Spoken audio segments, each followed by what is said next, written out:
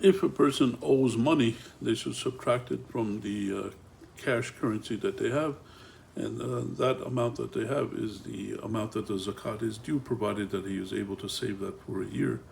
So if a person they have debts, then normally speaking, it's just like in a business.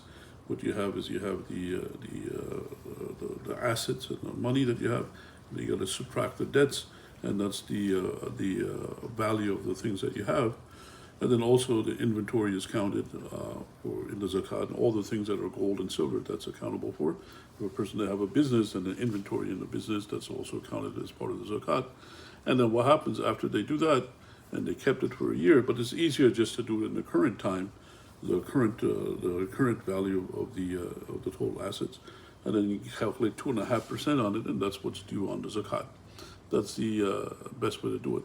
So the thing is, normally speaking, you would subtract the debts and from the assets, and that's the total amount you have in the cash currencies.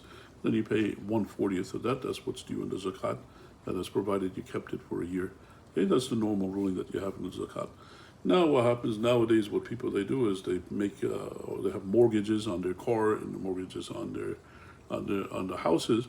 And what that is that's not really a real debt, because what happens is a person, they pay into the equity of their car and the equity of the house. So every time they make a payment, they own more of the house, and eventually they own the whole house. So because of that, the ulama, they said that you can only count the debt for one payment as a debt, not the whole debt for the whole thing. That's what many of the contemporary ulama, they say for those issues. And Allah knows best, and may peace and blessings be upon Prophet Muhammad sallallahu alaihi wasallam.